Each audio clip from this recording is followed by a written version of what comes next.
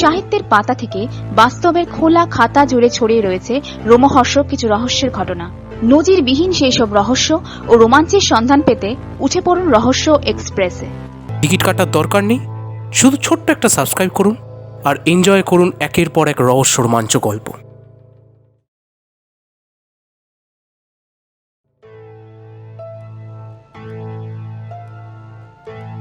আমরা ওপর থেকে যে ঝকঝকে পৃথিবীটাকে দেখি বা চিনি, তার সঙ্গে সঙ্গেই সমান্তরালভাবে ছুটে চলেছে একটা অন্ধকার জগৎ। সেই জগতের কথা কোথাও ফলাও করে লেখা থাকে না বটে, তবে আমাদেরই মতো কারো কারো অভিজ্ঞতায় মাঝে সাঝে ধরা পড়ে যায় তার অস্তিত্ব। তাই কেউ যদি দুর্ভাগ্যক্রমে এমন কোনো পেশার অধিকারী হয় কিংবা পরিস্থিতির চাপে এমন কোনো কাজ করতে বাধ্য হয় যেখানে সেই অন্ধকার পৃথিবীটার পিশাচের মুখোমুখি হতে হয় তাকে, তখন কি এই মানুষের মুখোশটা ধরে রাখা যায়? রহস্য এক্সপ্রেসে আজ শুনবেন মঞ্জিল সেনের কাহিনী পিশাচ। এই গল্প পরিবেশনের পেছনে আমাদের একমাত্র উদ্দেশ্য শ্রোতাদের মনোরঞ্জন করা। এই গল্পের সঙ্গে বাস্তবের কোনো রকম সাদৃশ্য সম্পূর্ণ অনিচ্ছাকৃত এবং কাকতালীয়। আমরা আশা করব আমাদের শ্রোতা বন্ধুরা পরিণত দৃষ্টিভঙ্গি নিয়েই এই গল্পটি গ্রহণ করবেন। আজকের গল্প পাঠ এবং বিভিন্ন চরিত্রে সুফল চ্যাটার্জি, বিশেষ সহযোগিতায় এক্সেলার বুকস প্রকাশনী। শুরু হচ্ছে মঞ্জিল সেনের কাহিনী পিশাচ।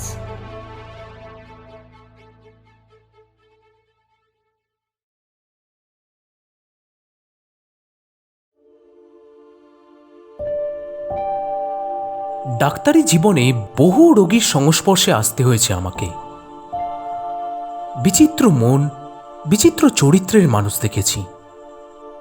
তাই এখন আর নতুন কোনো রোগী আমার মনে তেমন প্রভাব বিস্তার করতে পারে না।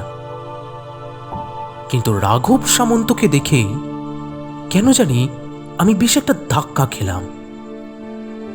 কেমন যেন গা ঘিন ঘিন আর গা শিরশির করা অনুভূতি, যেন একটা জীবন্ত মৃতদেহের সামনে আমি দাঁড়িয়ে আছি। গোড়া থেকেই শুরু করি।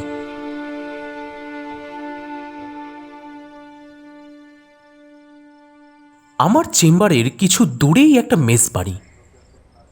ওখানকার কিছু বাসিন্দা আমার রোগী, মাঝে মাঝে তাই ওখানে যেতে হয় আমাকে। হঠাৎ একদিন বর্ষার রাতে ফাঁকা চেম্বারে বসে উঠবো করছি, এমন সময় মেসের মালিক স্বয়ং হন্তদন্ত হয়ে ছুটে এলেন। দিন কয়েক হলো এক নতুন বোর্ডার এসেছেন তার মেসে। ভদ্রলোক হঠাৎ অসুস্থ হয়ে পড়েছেন, গুরুতর কিছু বলেই মনে হচ্ছে। আমাকে এক্ষুনি যেতে হবে।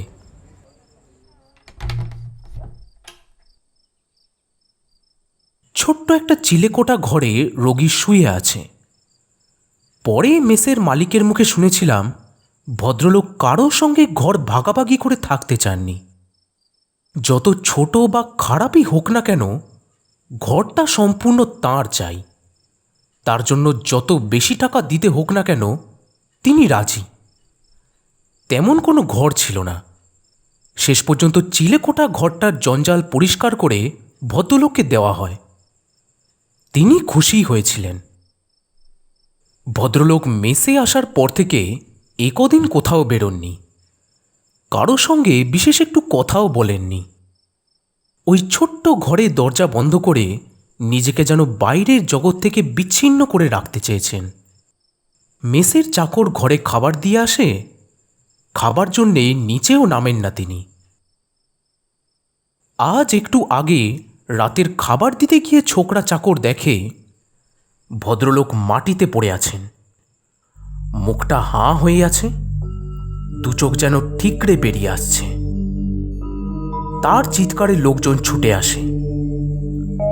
নারীর গতি এত মৃদু যে মনে হয় জীবন মরণের একটা লড়াই চলছে।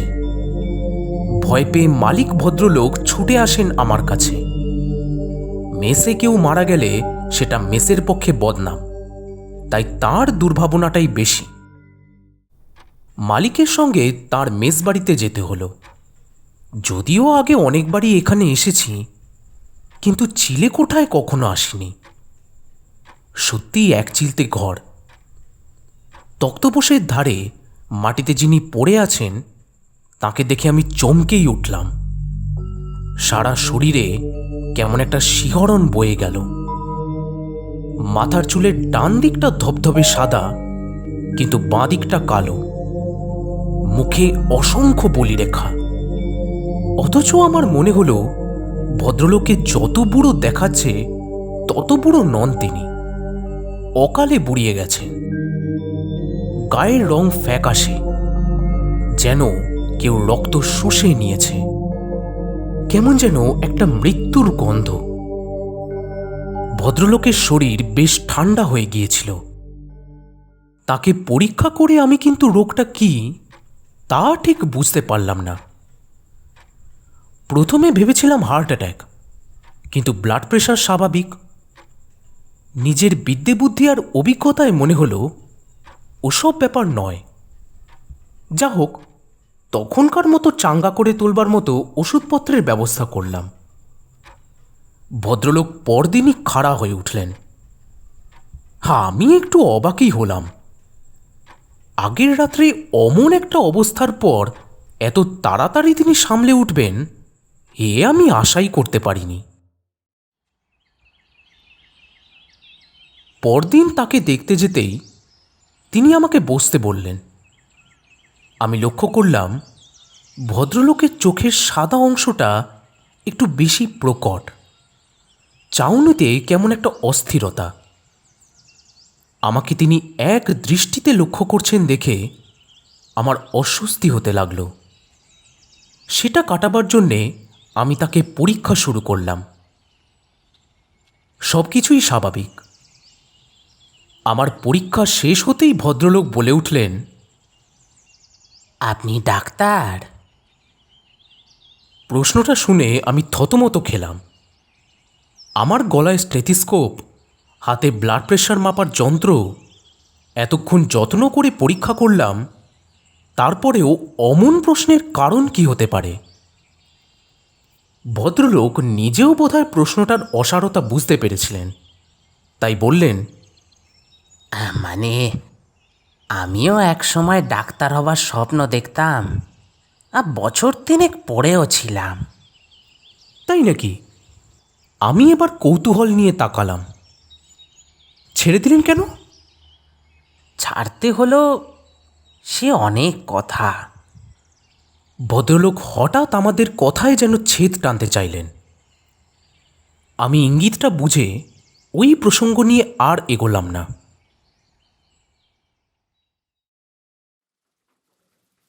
এই ঘটনার দিন তিনেক পর ভদ্রলোক হঠাৎ আমার চেম্বারে এসে হাজির হলেন। বর্ষার রাত। সেদিনও চেম্বার বন্ধ করে উঠব করছিলাম। ভদ্রলোককে দেখে মোটেই খুশি হলাম না আমি। কেন তা অবশ্য জানি না। ভদ্রলোক এটা ওটা কথার পর আমার সম্বন্ধে নানান প্রশ্ন করতে লাগলেন। কোন মেডিকেল কলেজ থেকে পাশ করেছি, কোন কোন প্রফেসরের কাছে পড়েছি, আমার পরিচিতদের মধ্যে কারা ডাক্তার হিসেবে নাম করেছেন, এইসব ব্যক্তিগত প্রশ্ন। বলা বাহুল্য, আমি বিরক্তই বোধ করছিলাম।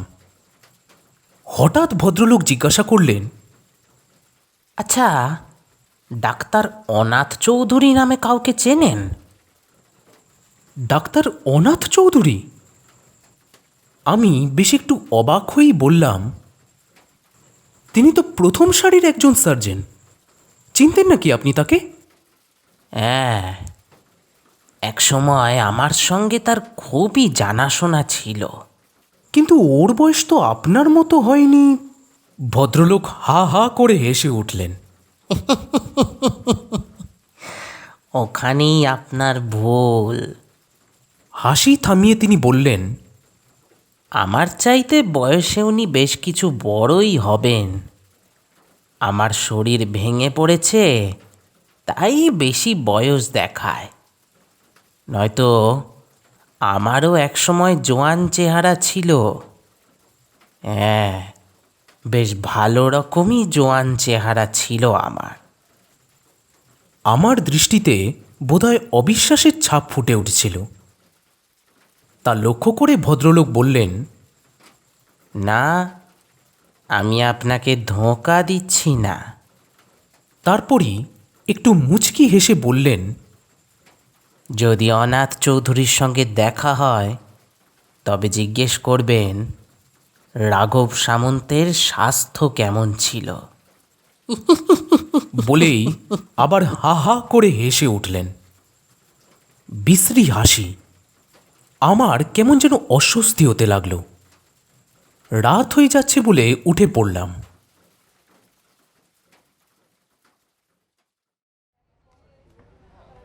এরপর রাঘব সামন্ত মাঝে মাঝেই আমার চেম্বারে আসতেন। ভিড় থাকলে এক কোণে চুপ করে বসে থাকতেন। সবাই চলে যাবার পর আমার মুখোমুখি বসে শুরু করতেন নানান কথা। একদিন হঠাৎ আমাকে জিজ্ঞাসা করলেন, আচ্ছা, আপনারা তো হাল আমলের ডাক্তার, আপনাদের সময় কাঁটা ছেঁড়ার জন্যে ডেড বডির বোধহয় তেমন অভাব ছিল না। তারপর নিজেই সে প্রশ্নের জবাব দিলেন। হবেই বা কী করে? আজকাল কথায় কথায় লোকে ছুরি চালায়, বোমা মারে। মানুষ মারা এখন ডাল ভাত হয়ে গেছে। ডেড বডির অভাব নেই। অনেক ক্ষেত্রেই সেসব বডির কোনো দাবিদার থাকে না। ফলে মেডিকেল স্টুডেন্টদের সুবিধে হয়েছে। আমাদের সময় এত খুন জখম ছিল না, ডেড বডিও ছড়িয়ে পড়ে থাকতো না। রীতিমতো সমস্যা ছিল ডেড বডি পাওয়া। মাঝে মাঝে ডিসেকশন বন্ধ হয়ে যাওয়ার মতো অবস্থা হতো।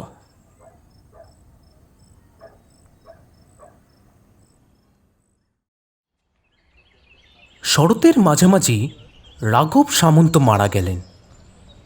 সেবারেও মেসের ছোকরা চাকর সকালবেলায় চা নিয়ে দরজায় ধাক্কা দিয়ে কোনো সাড়া না পেয়ে জানলা দিয়ে উঁকি মেরে দেখল ভদ্রলোক মাটিতে চিত হয়ে পড়ে আছেন।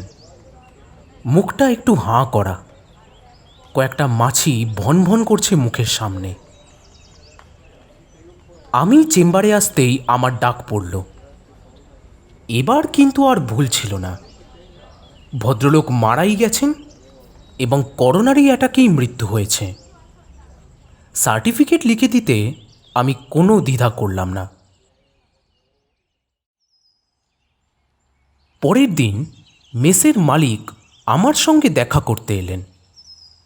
তার হাতে একটা বড় পুরু লেফাফা। ওটা তিনি আমার হাতে দিলেন।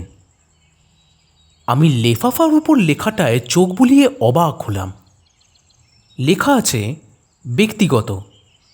আমার মৃত্যুর পর এটা যেন ডাক্তার বিমল ব্যানার্জিকে দেওয়া হয়।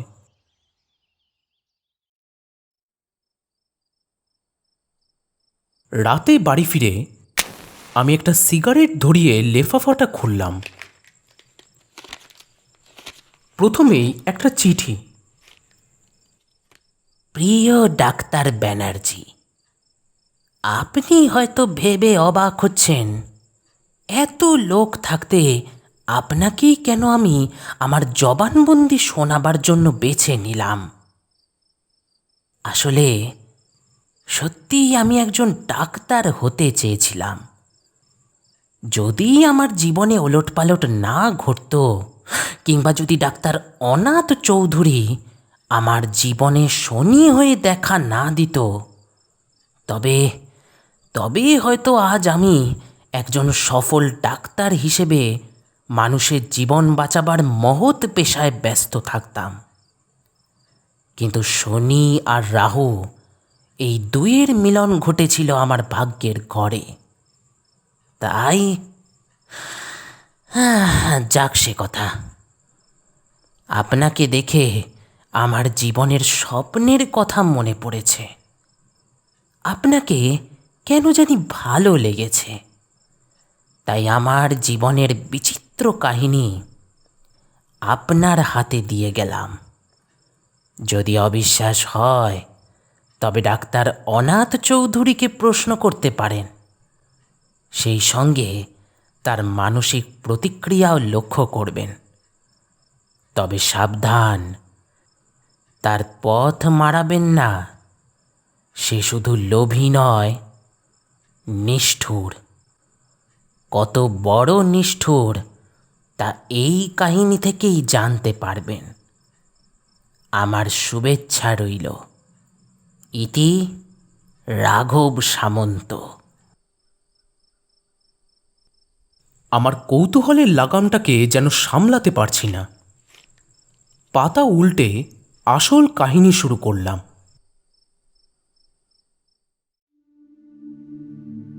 সে আজ অনেক বছর আগের কথা। যতদূর মনে পড়ে সালটা ছিল 1944। দেশ তখনও স্বাধীন হয়নি। ঢাকা মেডিকেল স্কুলে আমি ডাক্তারি পড়ি। ছোটবেলা থেকে চট করে কিছু বুঝে নেওয়ার ক্ষমতা ভগবান আমাকে দিয়েছিলেন। তার উপর ছিলাম পরিশ্রমী। মাস্টার মশাইদের মান্য করে চলতাম, তাই সহজেই তারা আমার প্রতি সদয় হতেন। সহজেই বিশ্বাস করতেন আমাকে। ছাত্র হিসাবেও খারাপ ছিলাম না। আমি যে একদিন ডাক্তারি পাশ করে বেরোবো, ডাক্তার হব, এ বিষয়ে মাস্টার মশাইদের মনে বিন্দু মাত্র সন্দেহ ছিল না। আমার তো নয়। ডাক্তার পাল ছিলেন তখন অ্যানাটমি বিভাগের প্রধান। নামটা ইচ্ছে করেই আমি গোপন করলাম, কারণ তার তখন দারুণ খ্যাতি। এই কাহিনীর সঙ্গে তাকে আর জড়াতে চাই না। হাসপাতাল আর মেডিকেল স্কুল ছিল পাশাপাশি। একটা সরু রাস্তা মাঝখান দিয়ে চলে গেছে। ওই রাস্তার উপরেই একটা বাড়িতে থাকতেন ডাক্তার পাল। তখন ওই রাস্তায় আর কোনো বাড়ি ছিল না। বাড়িটার সদর দরজা দিয়ে বেরোলে হাসপাতালের পাঁচিল, আর খিড়কির দরজা দিয়ে বেরোলে মেডিকেল স্কুলের পাঁচিল। খিড়কির দরজার কয়েক হাত দূরে পাঁচিলের গায়ে একটা দরজা ছিল। ওটা দিয়ে ডাক্তার পাল মেডিকেল স্কুলে যাতায়াত করতেন, আর তার চাবি থাকতো ডাক্তার পালের কাছে। ওই দরজা দিয়ে ঢুকে খানিকটা গেলে বাঁদিকে টিনের ছাউনির টানা লম্বা একটা ঘর। ওখানেই অ্যানাটমি ক্লাস নিতেন ডাক্তার পাল। মরা কাঁটা ছেঁড়া করে সার্জারিতে হাত পাকাতো তরুণ সব ছাত্ররা। ভাবি কালের শল্য চিকিৎসক। ডাক্তার পালের বাড়িটা বেশ বড়। আসলে ওটা ছিল হাসপাতালেরই সম্পত্তি। মেডিকেল স্কুলে পড়ানো ছাড়াও হাসপাতালের সঙ্গেও তিনি ঘনিষ্ঠভাবে যুক্ত ছিলেন। অ্যানাটমির সব কিছু দায়িত্ব, এমনকি কাঁটা ছেঁড়ার জন্যে মরা জোগাড় করার ভারও ছিল তার উপর। ডাক্তার পাল অবশ্য নিজে মরা জোগাড় করতেন না, তার জন্যে অন্য লোক ছিল।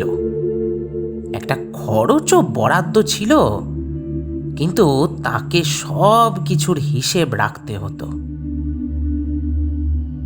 আমি এ সময় ডাক্তার পালের সুনজরে পড়ে গেলাম। তখন আমার সবে ৩য় বছর হয়েছে। অ্যানাটমি ক্লাসের সব দায়িত্ব আস্তে আস্তে তিনি আমার উপর ছেড়ে দিতে লাগলেন। ঘরটা ছিল লম্বা।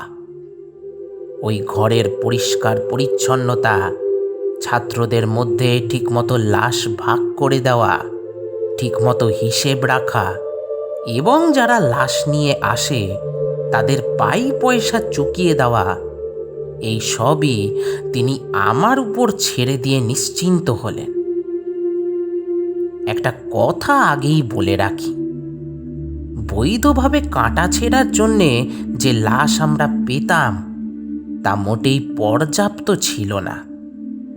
ফলে প্রায় আমাদের চোরা পথে ওটা সংগ্রহ করতে হতো, না করে উপায় ছিল না।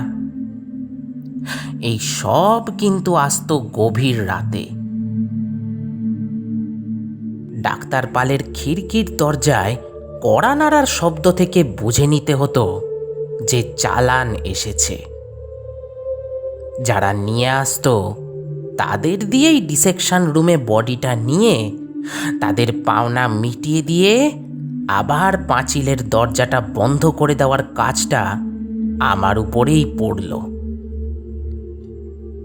একটা খাতায় হিসেব লিখে রাখতে হতো, আর যারা সব নিয়ে আসতো তাদের পাওনা মেটাবার জন্যে একটা টিনের বাক্সে সব সময় বেশ কিছু টাকা জমা থাকতো।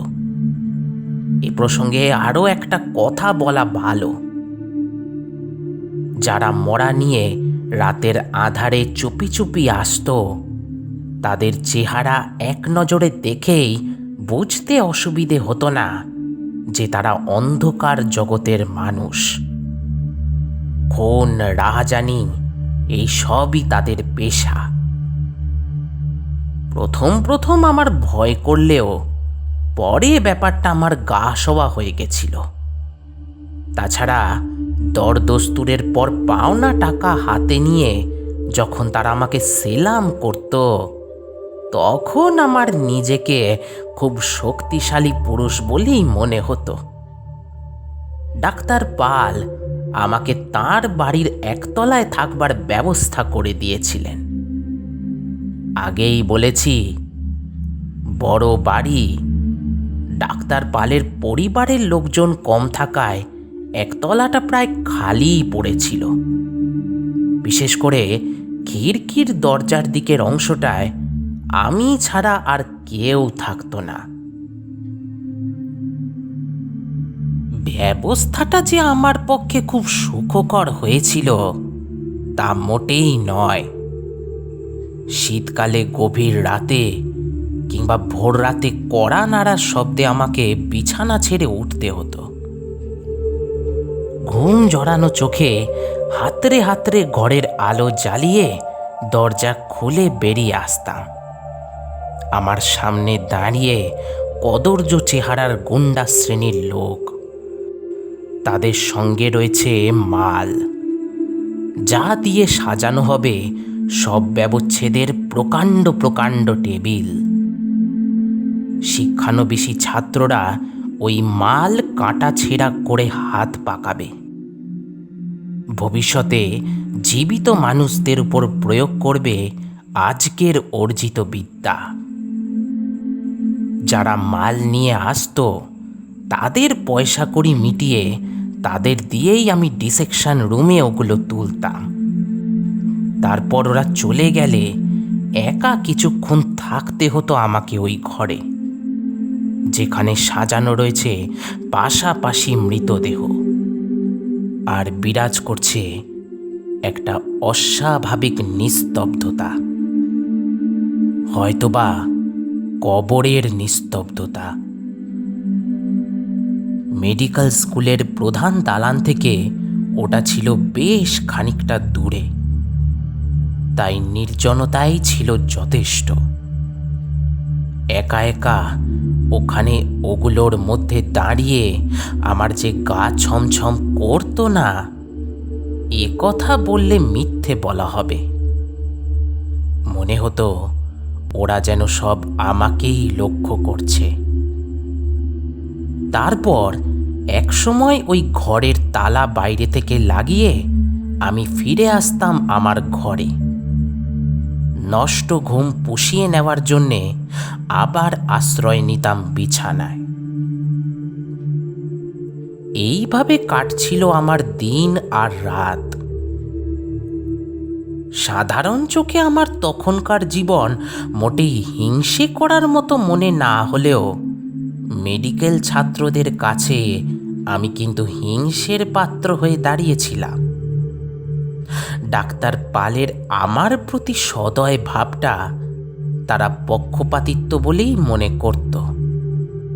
বিশেষ করে অ্যানাটমি ক্লাসের সম্পূর্ণ ভার আমার উপর তিনি ছেড়ে দিয়েছিলেন বলে অনেকের যে চোখ টাটাতো সেই বিষয়ে আমার কোনো সন্দেহ ছিল না।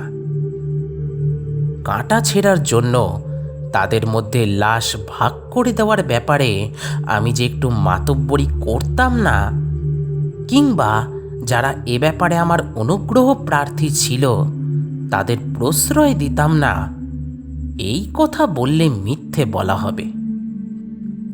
এই ধরনের জীবনে মানুষ স্বার্থপর হয়ে ওঠে এবং নিজের ছাড়া অপরের ভালোর ব্যাপারে একেবারেই মাথা ঘামায় না বলে আমার বিশ্বাস। আমার অভিজ্ঞতাও তাই বলে। ডাক্তার পালের অনুগ্রহ ভাজন হওয়ার ফলে আমি নিজের আখেরটা গুছিয়ে নেওয়ার কথা ভাবতে শুরু করেছিলাম। বিবেকহীন উচ্চাকাঙ্ক্ষী এক যুবক। দিনে দিনে ডাক্তার পালের আমি ডান হাত হয়ে উঠলাম। আমাকে ছাড়া তার চলে না। অ্যানাটমির প্রফেসর হিসাবে তার তখন যথেষ্ট খ্যাতি, কিন্তু তার খুব কাছাকাছি এসে আমার জানতে বাকি ছিল না যে তার উচ্চাকাঙ্ক্ষার পেছনেও আছে ঘোর স্বার্থপরতা আর বিবেক বর্জিত কার্যকলাপ। সারা দিনের খাটুনির পর তিনি আনন্দ লাভের জন্য এমন কয়েকটি বিশেষ বিশেষ জায়গায় যেতেন যেখানে সুন্দরী রমণী আর বিলিতি সুরার অভাব ছিল না। কতদিন গভীর রাতে পাননমত্ত তাকে সদর দরজার সামনে থেকে তুলে এনে আমি ঘরে শুইয়ে দিয়েছি তার হিসেব নেই। যাক, সে অবান্তর কথা।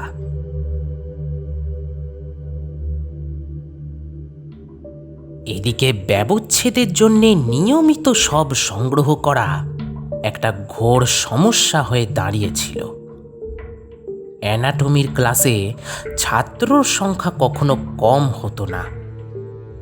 তাদের ছোট ছোট দলে ভাগ করে এক একটি দেহ দেওয়া হতো। তারা পালা এবং ভাগাভাগি করে সেই বস্তুটির ওপর ছুরি চালাতো, কিন্তু তাতেও অনেক সময় চাহিদা মেটানো যেত না। ফলে মাঝে মাঝে একটা বিচ্ছিরি আর অপ্রীতিকর অবস্থার সৃষ্টি হতো। ছাত্রদের মধ্যে অসন্তোষ লেগেই থাকত। এই সমস্যা সমাধানের জন্যে বাইরের গোপন চালানের উপর আমাদের বেশি নির্ভরশীল হয়ে পড়তে হচ্ছিল, আর তার ফলটাও বিপজ্জনক হয়ে ওঠার মুখে এসে দাঁড়িয়েছিল। লাভজনক এই ব্যবসার কারবারিরা মাল সংগ্রহের জন্য বেপরোয়া হয়ে উঠেছিল, এবং সেটা যে সমাজের পক্ষে শুভ নয় তা খুলে বলার অপেক্ষা রাখে না। ডাক্তার পালের এই ব্যাপারে একটা নীতি ছিল। যারা মাল সরবরাহ করে তাদের কোনো প্রশ্ন করবে না। তারা কোথা থেকে বস্তুটি সংগ্রহ করছে কিংবা কিভাবে করছে তা জানার দরকার নেই। খুন করে লাশ নিয়ে আসা হয়েছে এমন প্রশ্ন ওঠার সম্ভাবনা ছিল না। ডাক্তার পালের কাছে কেউ এ ব্যাপারে ইঙ্গিত করলে তিনি যেন আতঙ্কিত হয়ে উঠতেন। কিন্তু এমন একটা ব্যাপারে তার হালকা কথার ধরন থেকেই বোঝা যেত এই বিষয় নিয়ে আলোচনা তিনি মার্জিত রুচির পরিচয় বলে মনে করতেন না। অনেক সময় আমি লাশ দেখে চমকে উঠেছি। টাটকা মৃতদেহ, যেন সদ্য মারা গেছে। যারা রাতের অন্ধকারে ওগুলো নিয়ে আসতো তাদের ভয়াবহ চেহারা দেখেও কত সময় আমি শিউরে উঠেছি। অনেকবার মনে হয়েছে ডাক্তার পালকে আমার সন্দেহের কথা বলি, কিন্তু এতকাল এই ব্যাপারটা কি তার চোখ এড়িয়ে গেছে, না ইচ্ছে করেই তিনি চোখ বুজেছিলেন, এটা বুঝতে না পেরে শেষ পর্যন্ত চুপ করে থাকাটাই আমি উচিত মনে করেছিলাম। আমার কাজ হলো যে বস্তুটা আনা হচ্ছে তা গ্রহণ করা, দাম চুকিয়ে দেওয়া, আর অপরাধের কোনো চিহ্ন থাকলে চোখ ফিরিয়ে রাখা।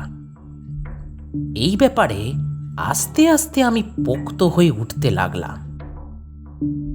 পৌষ মাসের এক ভোর রাতে আমার এই চুপ করে থাকা আর চোখ ফিরিয়ে রাখার চূড়ান্ত পরীক্ষা হয়ে গেল। সেই রাতের কথা আমি জীবনেও ভুলব না।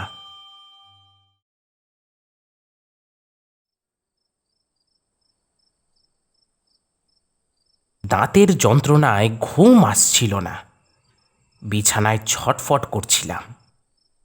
রাত 2টোর পর একটু তন্দ্রা এলো। ঘণ্টাখানেক বোধহয় ঘুমিয়েছিলাম। বেশ কয়েকবার কড়া নাড়ার শব্দে ঘুম ভেঙে গেল। যে বা যারা কড়া নাড়ছে তারা অসহিষ্ণু হয়ে উঠেছে।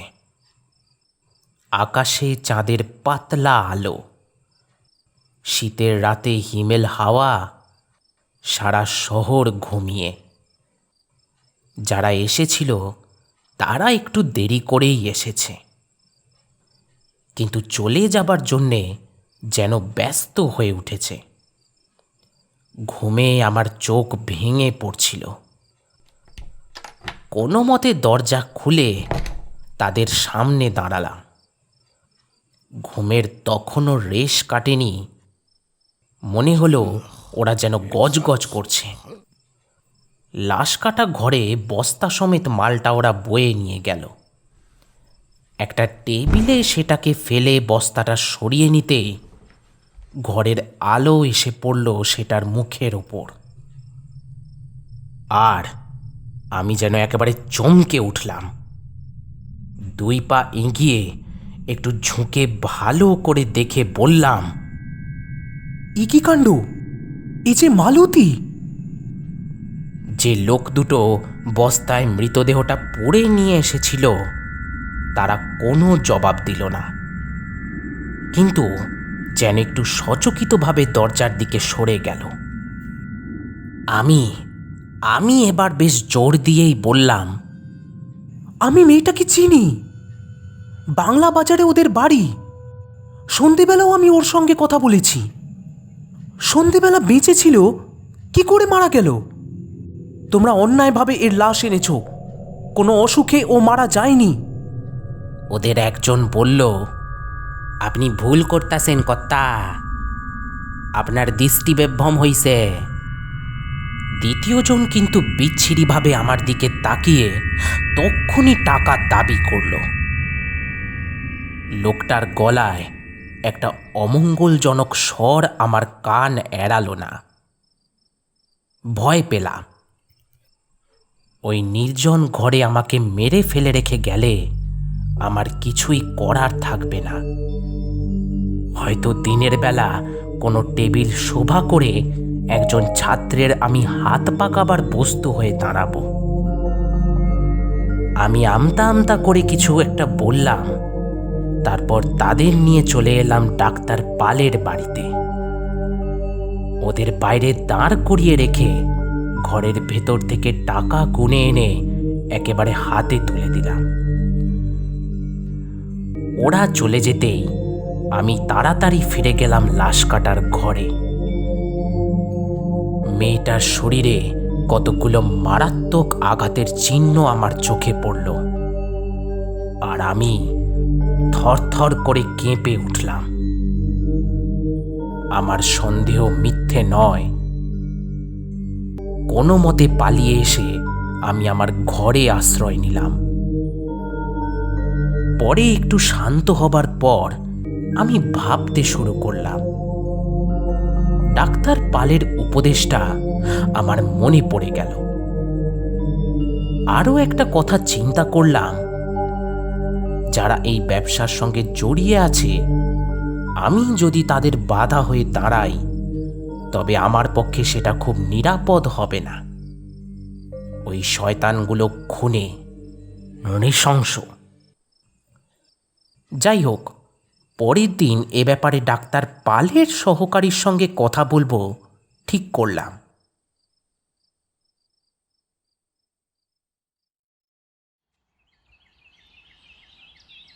সহকারীটি হলো একজন তরুণ ডাক্তার, নাম অনাথ চৌধুরী।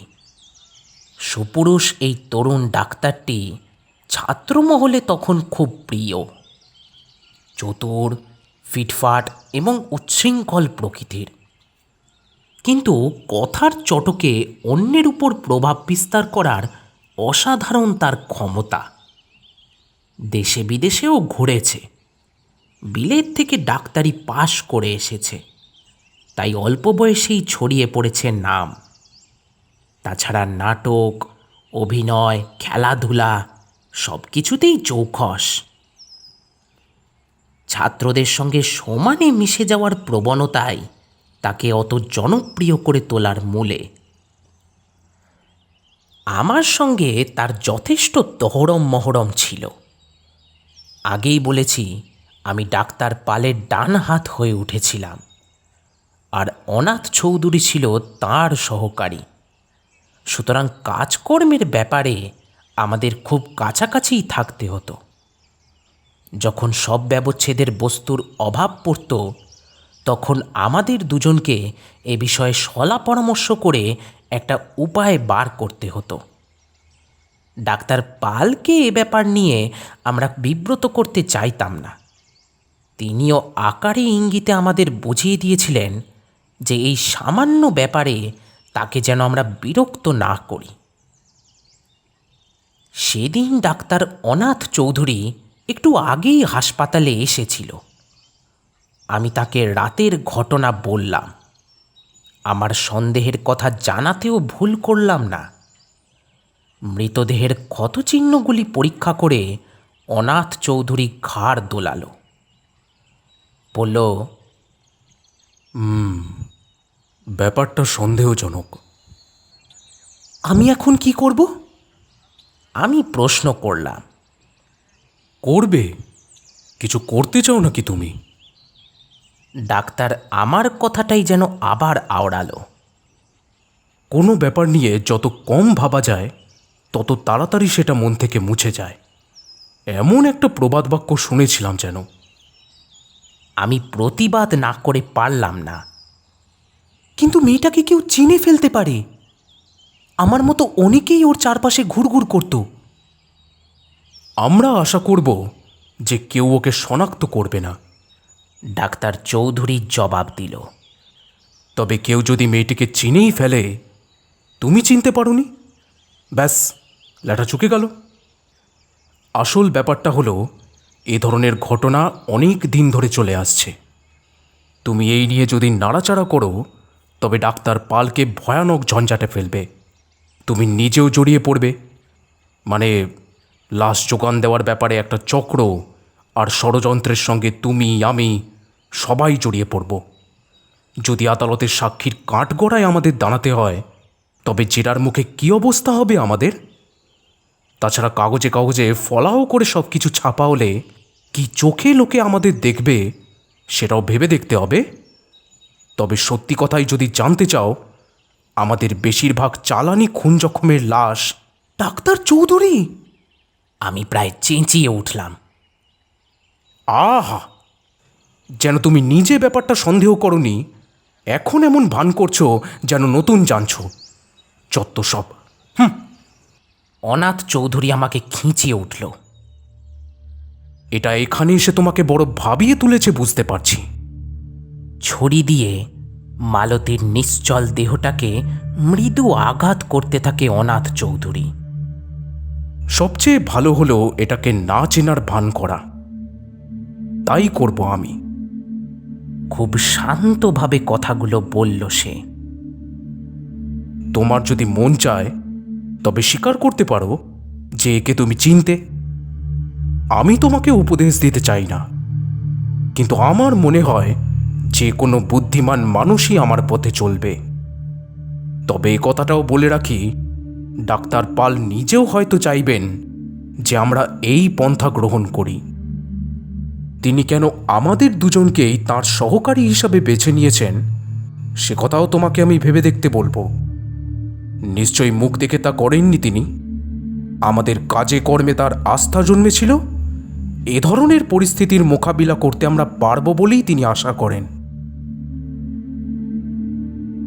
এরপর বিষয়টি নিয়ে ঘাঁটাঘাঁটি করা যে বুদ্ধিমানের কাজ হবে না তা বুঝতে আমার দেরি হলো না। তাছাড়া নিজের ভবিষ্যৎ আমাকে ভাবতে হবে না। মালতীর দেহটা কাঁটা ছেঁড়া হয়ে গেল। কেউ তাকে নিয়ে কোনো প্রশ্ন তুলল না। আমিও হাঁফ ছেড়ে বাঁচলাম। এরপর ডাক্তার অনাথ চৌধুরীর সঙ্গে আমার সম্পর্কটা আরো ঘনিষ্ঠ হয়ে উঠল।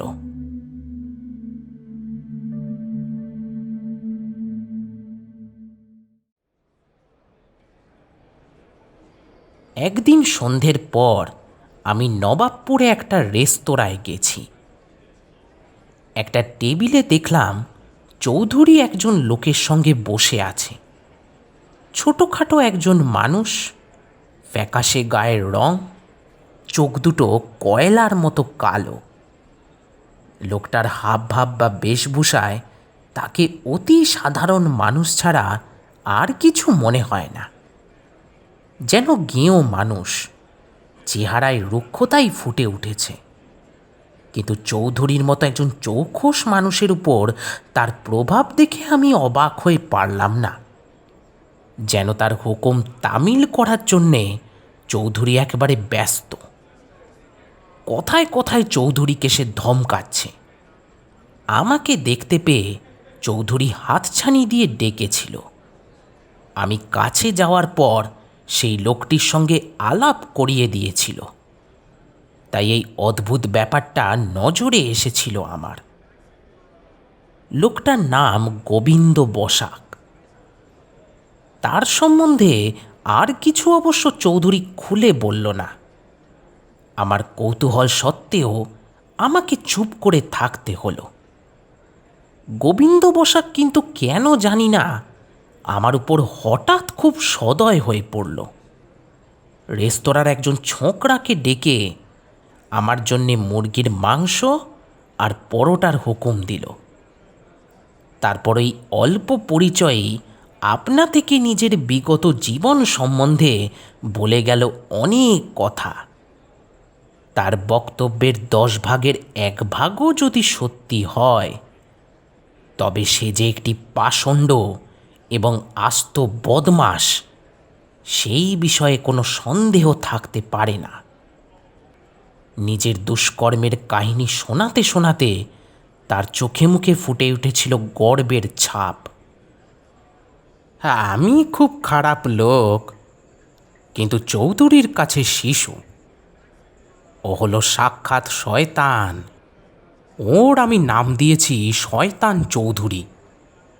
গোবিন্দ বসাক মন্তব্য করল, তা শয়তান, তোমার বন্ধুর জন্যে আরেক প্লেট মাংসের অর্ডার দাও তো। শয়তান কিন্তু মনে মনে আমাকে ঘেন্না করে। তারপরই চৌধুরীর দিকে ফিরে বলল, হ্যাঁ শয়তান বাবু, আমি জানি তুমি আমাকে ঘেন্না করো। আমাকে ওই বিচ্ছিরি নামে ডেকো না। চাপা গর্জন করে উঠল চৌধুরী। শোনো ওর কথা। গোবিন্দ বসাক হো হো করে হেসে উঠল। বলল, ছুরি মারামারি দেখেছেন? আমার সমস্ত শরীরে ছুরির কোপ বসাতে পারলে খুশি হবে। আমরা যারা ডাক্তারি পড়ছি তাদের অন্য উপায় আছে। আমি মন্তব্য না করে পারলাম না। আমরা যাকে পছন্দ করি না তাকে ফালা ফালা করে কাটাছেঁড়া করি। চৌধুরী মুখ তুলে আমার দিকে তাকালো।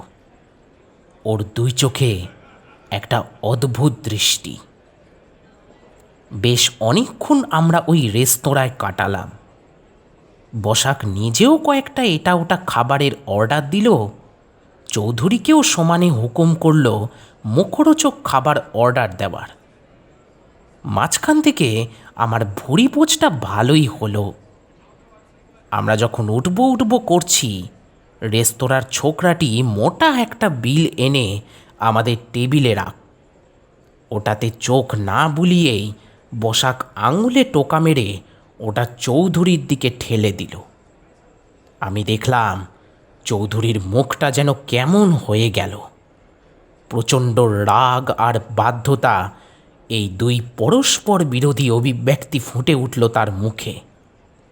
অতগুলো টাকা ওকে একা দিতে হবে, এইটা যেন সে বরদাস্ত করে উঠতে পারছে না, কিন্তু প্রতিবাদ করার সাহস নেই।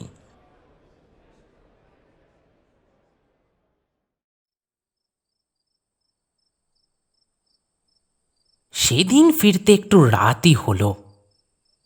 চৌধুরী আর বসাক ধরল এক রাস্তা, আর আমি অন্য রাস্তা। পরদিন চৌধুরী ক্লাসে কিংবা হাসপাতালে এলো না। আমি মনে মনে হাসলাম। গতকাল রাত্রিরের টাকার শোক ও এখনো ভুলতে পারিনি। কিংবা হয়তো গোবিন্দ বসাকের সঙ্গে কোথাও ঘুরে বেড়াচ্ছে। গোবিন্দ বসাক যেভাবে ওকে হুকুম করছিল, হুকুম তামিল হতে একটু দেরি হলে তিরিক্ষি মেজাজ করে উঠছিল, তা থেকে আমি ধরে নিয়েছিলাম ভেতরে কোনো ব্যাপার আছে। হয়তো চৌধুরীর কোনো কুকীর্তির কথা বসাক জানে, তাই চৌধুরীকে সবসময় তটস্থ হয়ে থাকতে হয়। সেদিন সন্ধ্যের পর আমি আবার দুজনের খোঁজে গতকাল রাত্রিরের রেস্তোরাঁয় হানা দিলাম, কিন্তু ওদের দেখা পেলাম না। আরও কয়েকটা শৌখিন রেস্তোরাঁয় উঁকি মেরে দেখলাম ওরা নেই। আমি আর রাত করলাম না, ফিরে এলাম।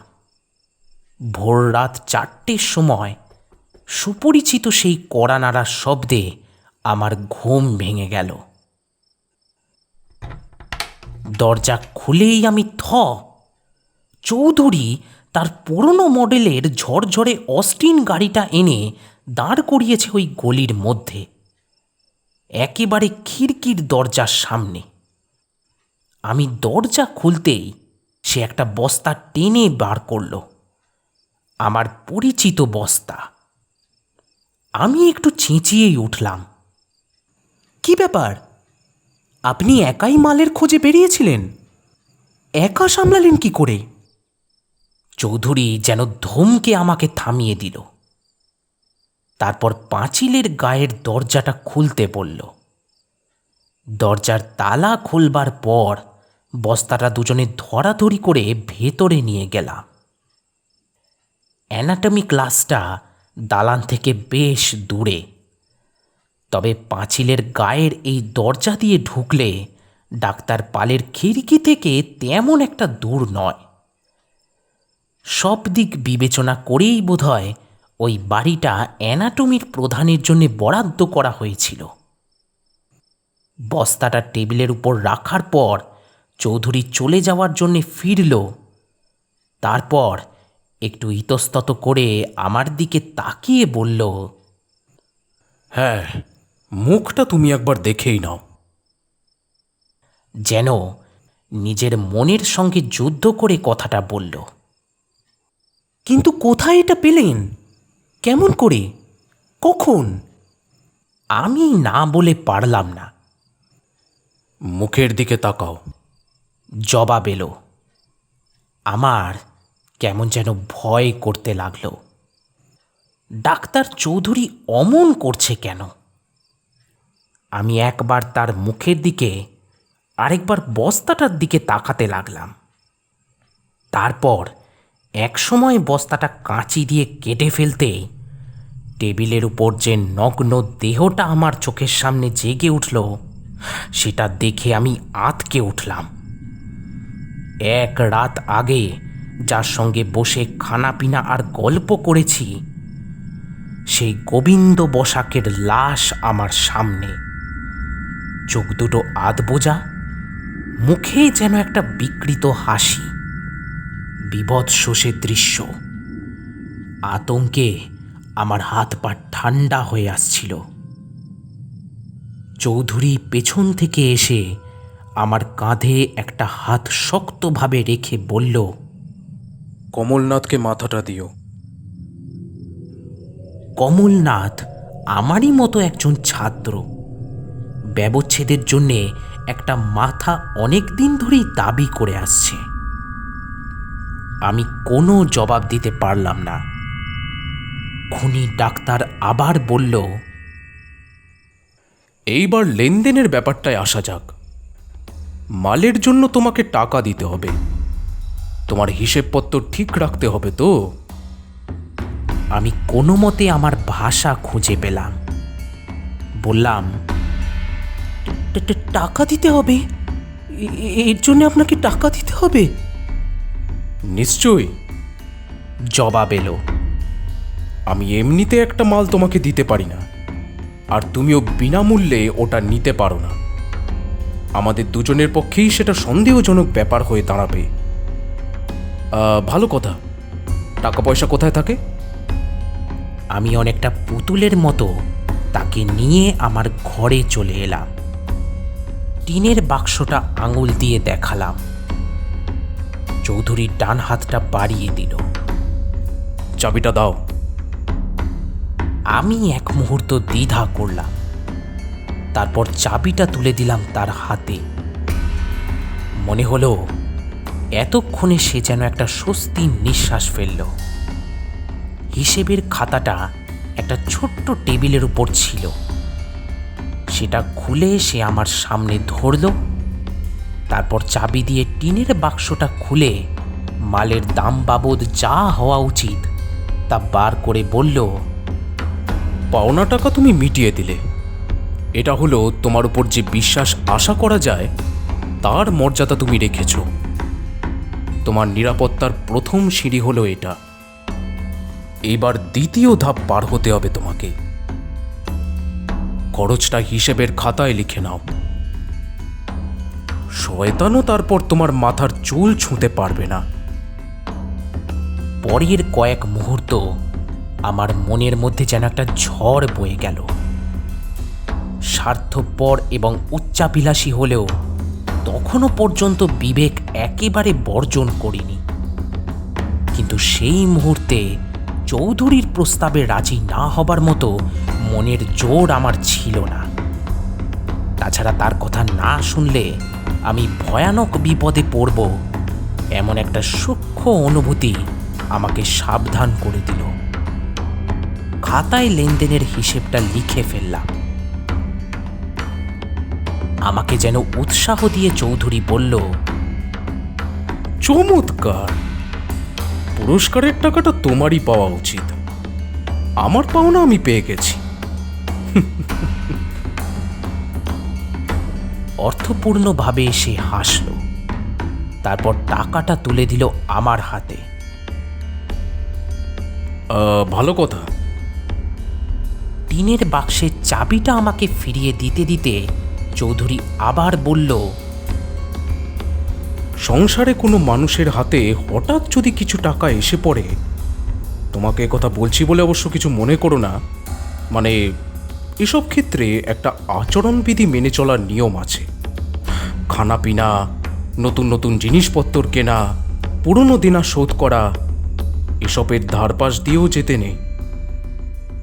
সেটা করলেই পাড়াপড়শি, চেনা জানা মানুষ সবাই সন্দেহ করতে শুরু করবে। যত ইচ্ছে ধার করো, কিন্তু কখনো ধার দিও না।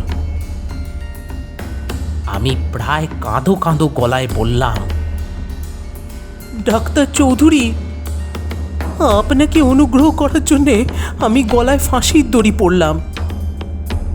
আমাকে অনুগ্রহ করার জন্যে? অনাথ চৌধুরীর গলা থেকে যেন ব্যঙ্গ ঝরে পড়ল। বেশ মজার কথা বলেছ তো। আমি তো দেখতে পাচ্ছি তুমি নিজেকে বাঁচাবার জন্যই আমার কথা মতো কাজ করেছো।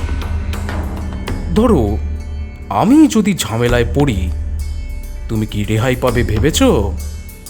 আজকের এই ছোট্ট দ্বিতীয় ঘটনাটা প্রথম ঘটনার স্রোতেরই একটা গতি। গোবিন্দ বসাক হল মালতীর অবিচ্ছিন্ন ধারাবাহিকতা।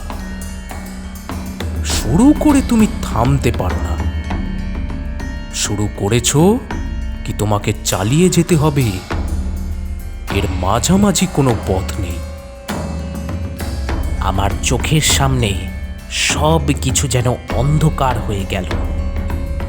একটা ভয়ানক ষড়যন্ত্রের কবলে আমি পড়েছি, তা থেকে উদ্ধারের দ্বিতীয় কোনো পথ নেই। আমি সখেদে বলে উঠলাম, হায় ভগবান, আমি কি এমন অন্যায় করেছি যার জন্য আমাকে এমন মূল্য গুনতে হচ্ছে? শুরুই বা করলাম আমি কখন? কি ছেলে মানুষই করছো সামন্ত? চৌধুরী মৃদু ধমকের সুরে বলল, কি ক্ষতি হয়েছে তোমার? তুমি যদি মুখ না খোলো তবে কি ক্ষতিই বা তোমার হতে পারে? জীবন সম্বন্ধে কোনো ধারণাই তোমার নেই দেখছি। শোনো, পৃথিবীতে দুই ধরনের মানুষ আছে, এক সিংহ আর এক মেষ শাবক। যদি তুমি মেষ শাবক হও তবে আর 5টা মরার মতো এই লাশ কাটা ঘরের টেবিলে তোমার স্থান হবে। আর যদি সিংহ হও তবে আমার, ডাক্তার পালের কিংবা পৃথিবীর সাহসী পুরুষদের মতো গাড়ি চাপবে, জীবনটা উপভোগ করবে। বুঝেছ বোকারাম? প্রথম ধাক্কাতেই তুমি সামলাতে পারছো না। তুমি ভাগ্যবান বলেই ডাক্তার পালের সুনজরে পড়েছ, তা ভেবে দেখেছো কখনো?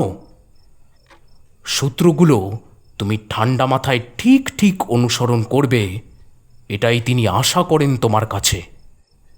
আর এ কথাও তোমাকে আজ বলছি, আজ থেকে 3 দিন পরে আজকের কথা ভেবে তুমি নিজেই লজ্জা পাবে, আমি বাজি রাখতে পারি।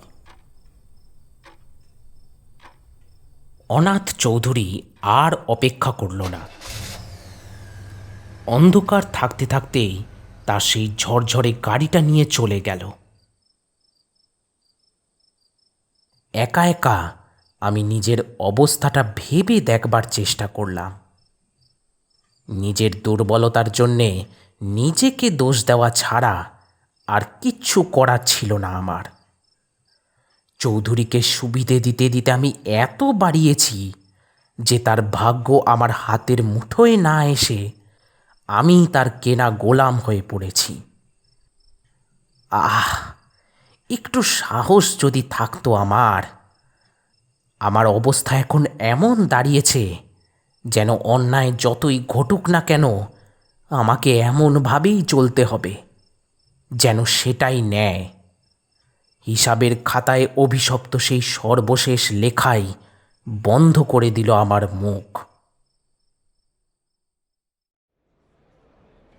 তারপর এক সময় দিনের আলো ফুটল, ঘণ্টা গড়িয়ে গেল, শুরু হলো ক্লাস।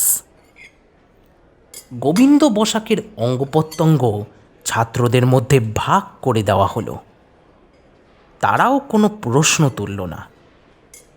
মাথাটা পেয়ে খুশি হলো কমলনাথ। 2 দিন ধরে লাশ কাটাছেঁড়ার উপর আমি তীক্ষ্ণ লক্ষ্য রাখলাম। যতই কাটা হচ্ছে ততই ওটাকে চেনার সম্ভাবনা কমে আসছে, আর সাহস ফিরে আসছে আমার মনে।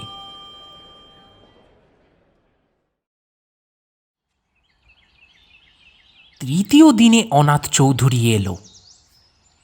এই 2 দিন নাকি অসুখ করেছিল বলে আসেনি। প্রচণ্ড উৎসাহ নিয়ে 2 দিনে যে সময় নষ্ট হয়েছে তা উসুল করে দেওয়ার জন্যে যেন ব্যস্ত হয়ে পড়ল সে। টেবিলে টেবিলে ঘুরে নির্দেশ দিতে লাগলো ছাত্রদের, অক্লান্ত কর্মীর মতো। বিশেষ করে কমলনাথকে সাহায্য করার জন্যে সে যেন একেবারে উদ্গ্রীব হয়ে পড়ল। তার কাছ থেকে অযাচিত উৎসাহ পেয়ে কমলনাথেরও উদ্দীপনার শেষ নেই। নানান কোণ থেকে মাথাটায় ছুরি চালিয়ে পাকাতে লাগলো হাত।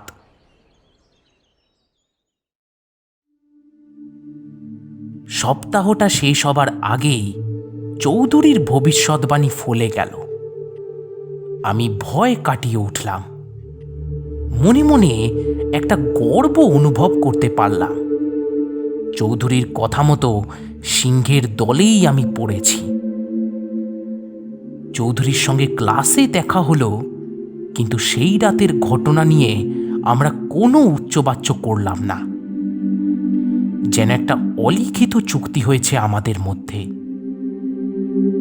কিন্তু ঘটনাচক্রে আবার আমাদের খুব কাছাকাছি আসতে হলো। মাল সরবরাহে হঠাৎ টান পড়ল। অ্যানাটমির ক্লাস প্রায় বন্ধ। ছাত্রদের মধ্যে দেখা দিল মৃদু অসন্তোষ। ডাক্তার পাল উদ্বিগ্ন হলেন। তিনি আমাকে আর চৌধুরীকে ডেকে এই ব্যাপারে তাঁর দুশ্চিন্তার কথা জানালেন। ঠিকমতো মাল না পাওয়া গেলে ছাত্রদের পক্ষে কাটাছেঁড়া করা সম্ভব হবে না। তার কাছে কর্তৃপক্ষ কৈফিয়ত চেয়ে বসবেন। আমাদের তিনি এ ব্যাপারে তৎপর হতে বললেন। আমরাও চিন্তিত হয়েছিলাম। আসলে পুলিশ সে সময় কিছু একটা ঘটনায় বেশ কিছু গুন্ডাকে আটক করেছিল, ফলেই এই অচলাবস্থা। আমি আর চৌধুরী সলা পরামর্শ করতে লাগলাম। একটা উপায় আমাদের বের করতে হবে। ঠিক এমন সময় শহর ছাড়িয়ে বেশ কিছুটা দূরে একটা খুব পুরনো কবরখানার খবর এলো আমাদের কাছে। ওটার চারপাশে নাকি জঙ্গল, অনেকটা পরিত্যক্ত। খুব কাছের গায়ের কিছু পুরনো মানুষ ছাড়া ওটা এখন আর কেউ ব্যবহার করে না। একটা নতুন কবরখানা অন্যদিকে হয়েছে, সেখানেই যায়। শুধু পুরনো মানুষরা ভাবপ্রবণতার খাতিরে হোক কিংবা পূর্বপুরুষদের স্মৃতির সম্মানেই হোক, ওটা এখনো ছাড়তে পারেনি। আরও যে খবরটা আমাদের কাছে এলো তা হলো খালেদ মিয়া নামে এক বুড়ো চাষির কমবয়সী বউ বাচ্চা দিতে গিয়ে মারা গেছে। মাত্র গতকালই তাকে ওই কবরখানায় সমাধিস্থ করা হয়েছে। আমি আর চৌধুরী পরামর্শ করলাম, এই সুযোগ হাতছাড়া করা চলবে না। সেই দিনই সন্ধ্যের পর চৌধুরীর ঝরঝরে গাড়িতে আমরা বেরিয়ে পড়লাম।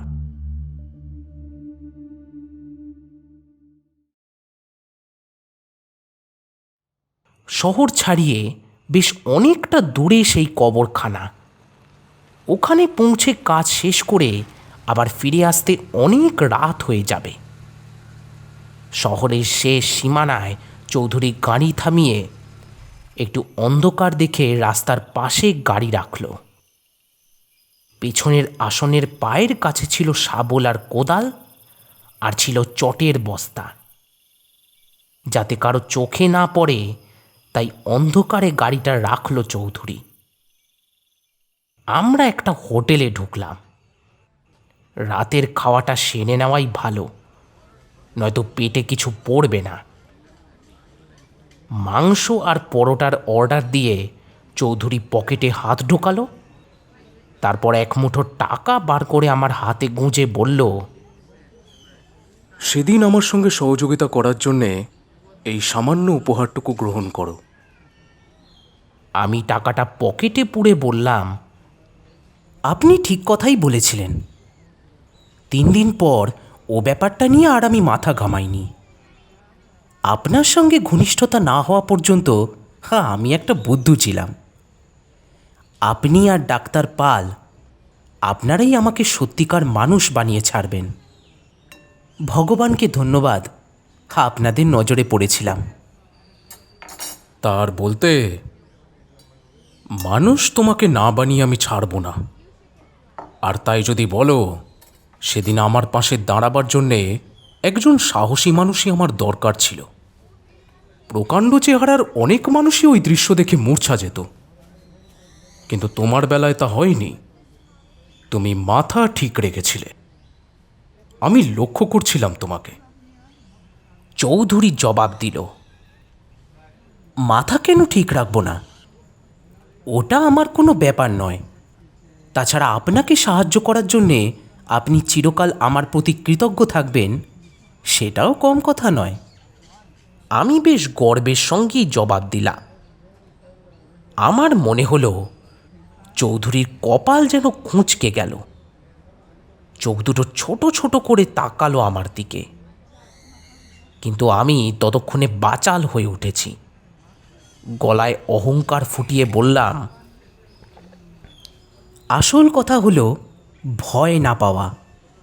ফাঁসি কাঠে আমি ঝুলতে চাই না, একথা সত্যি, কিন্তু সবসময় ন্যায় পথে চলবে, ভগবানে বিশ্বাস রাখবে, এসব আদর্শের বুলি আমার কাছে উপহাস বলেই মনে হয়। আপনার আমার মতো সাহসী মানুষদের জন্যই এই জগৎ। হোটেলের টাকা মিটিয়ে আমরা বেরিয়ে পড়লাম। ক্রমে রাস্তা নির্জন হয়ে পড়ল। আকাশে আধখানা চাঁদ। খুব অসুবিধে হচ্ছিল না। অবশেষে কবরখানার সামনে পৌঁছলাম। চারপাশে জঙ্গল, একটা পুরনো জীর্ণ মসজিদ আর তার লাগোয়া কবরখানা। ভাগ্য ভালো মসজিদে কেউ থাকে না, ওটাও বোধহয় এখন পরিত্যক্ত। গাড়িটা সুবিধে মতো জায়গায় রেখে আমরা গাড়ি থেকে দরকারি জিনিসপত্র বের করলাম। একটা লণ্ঠন, টর্চ, শাবল, কোদাল আর বস্তা। আধখানা চাঁদের আলো যেন এক ভুতুড়ে পরিবেশ সৃষ্টি করেছে। টোঁ শব্দটি নেই। চারদিকে কবরের নিস্তব্ধতা। একটা কাঠের ভাঙা গেট পেরিয়ে আমরা কবরখানার ভেতরে ঢুকলাম। বড় বড় ঘাস হয়েছে চারদিকে। সাপ থাকাও বিচিত্র নয়। সন্তর্পণে পা ফেলে লণ্ঠন আর টর্চের আলোয় আমরা পথ করে এগোচ্ছিলাম। বড় বড় গাছের ছায়া চাঁদের আলো ঢেকে ফেলে এক এক জায়গায় সৃষ্টি করেছে নিরন্ধ্র অন্ধকার। আমার গা ছমছম করে উঠল। মনে হলো যেন সারি সারি কবরের তলা থেকে চিরনিদ্রিত মৃতদেহগুলো আমাদের এই গোপন অভিসার লক্ষ্য করছে। আমরা তাদের শান্তিতে বাধার সৃষ্টি করছি, অবৈধভাবে প্রবেশ করেছি তাদের সংরক্ষিত এলাকায়, সেটা তারা পছন্দ করছে না। চৌধুরীর দিকে তাকিয়ে দেখলাম সে কিন্তু নির্বিকার। আমার সাহস ফিরে এলো। নতুন কবরটা বার করতেও বেগ পেতে হলো না। বেশিরভাগই বড় বড় ঘাসে ঢাকা পড়েছে, কিন্তু এটা সদ্য তৈরি, তাই ঘাস পরিষ্কার করা হয়েছে, সহজেই চোখে পড়ে। লণ্ঠনটা মাটিতে রেখে আমরা দুজন মাটি কোপাতে শুরু করলাম।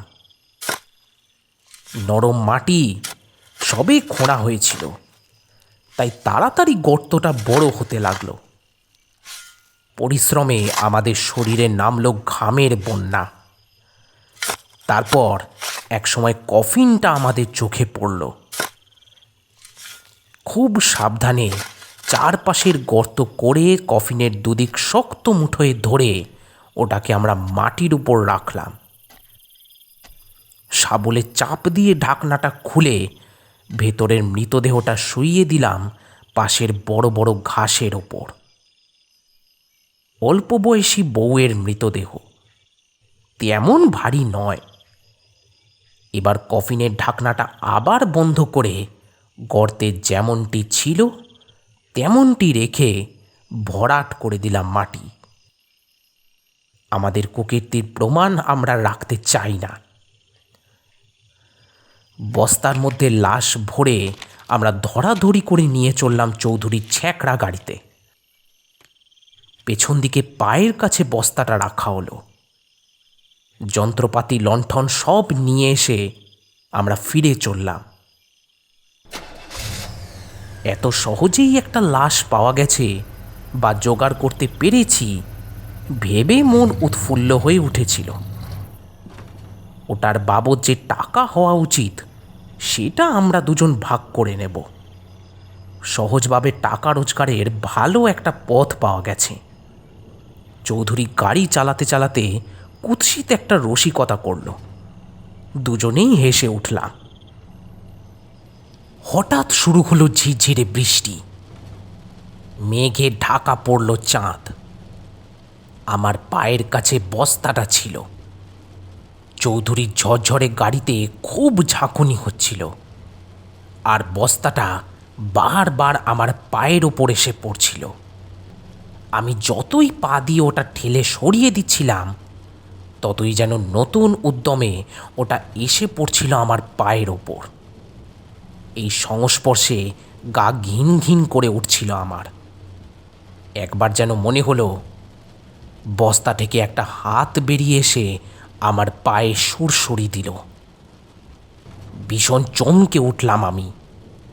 গলা দিয়ে বোধহয় একটা শব্দ বেরিয়েছিল। চৌধুরী গাড়ি থামিয়ে আমার দিকে ফিরে বলল, কি হলো? চেঁচিয়ে উঠলে কেন? আমি কোনো মতে বললাম, আমার কেন জানি ভালো ঠেকছে না। আমার পায়ে কে যেন সুড়সুড়ি দিল। তোমার দেখছি ভয় ধরেছে। এই তুমি সাহসী পুরুষ, হ্যাঁ? ব্যঙ্গ কণ্ঠে বলে উঠল চৌধুরী। গাড়ি থামিয়ে ও নেমে পড়ল। বৃষ্টির বেগটা বেড়েছে। হঠাৎ কোথা থেকে কতকগুলো কুকুর আমাদের চারপাশে ডাকতে লাগলো। তাদের সেই ডাকের মধ্যে হিংস্রতা নেই, আছে একটা কান্নার সুর। চারদিকের জমাটি অন্ধকার, কুকুরের কান্না, আমাদের সঙ্গে কবর থেকে সদ্য চুরি করে আনা একটা যুবতীর মৃতদেহ, সব মিলিয়ে একটা অশরীরী পরিবেশের সৃষ্টি হয়েছে আমাদের চারপাশে। চৌধুরী আমার বাঁ দিকের দরজাটা খুলে ভিতরে ঝুঁকে বলল, টর্চটা জ্বালাও। মেয়ে মানুষের সুড়সুড়িতে তোমার ভয়ের চেয়ে আরাম লাগাই উচিত। আমি পাশ থেকে টর্চটা তুলে আলো ফেললাম বস্তাটার ওপর। কয়েক মুহূর্ত আমরা স্তম্ভিতের মতো তাকিয়ে রইলাম। কারো মুখে কথা নেই।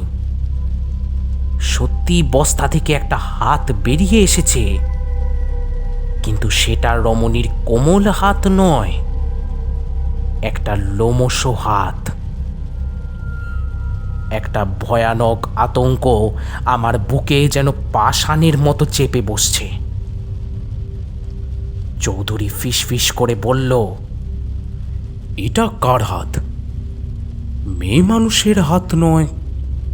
কিন্তু আমরা তো মেয়ে মানুষের লাশই কবর থেকে তুলে এনেছি। আমিও ফিসফিস করে জবাব দিলাম।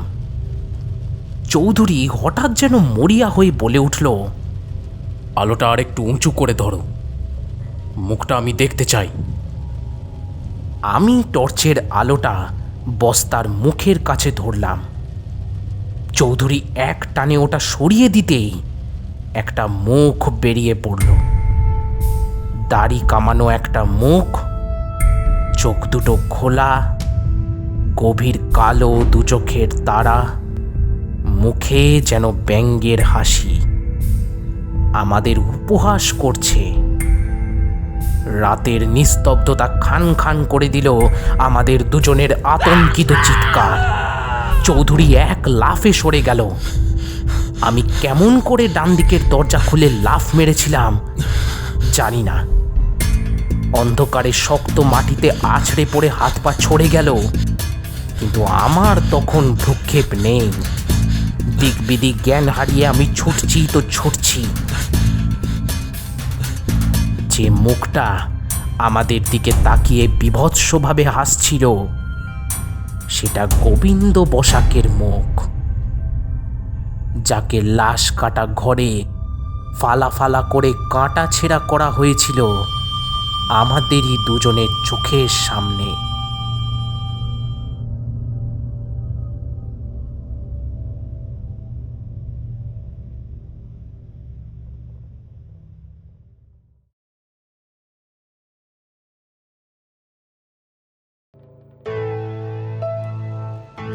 শুনছিলেন আমাদের আজকের গল্প মঞ্জিল সেনের কাহিনী পিশাচ। পোস্টার ডিজাইন এবং ভিডিও এডিটিংয়ে তমা মণ্ডল, ভোকাল এডিটিং, সাউন্ড ডিজাইন এবং সামগ্রিক পরিচালনায় আমি অঞ্জিতা। আগামী দিনগুলোয় আমরা নিয়ে আসতে চলেছি একেবারে আনকোড়া কয়েকটি হরর থ্রিলার। সময় মতো আপডেট পেতে সাবস্ক্রাইব করার পাশাপাশি বেল আইকনেও ক্লিক করে রাখুন। ফিরে আসছি সামনের সপ্তাহে ঠিক এই সময়। সঙ্গে থাকুন, শুনতে থাকুন রহস্য এক্সপ্রেস।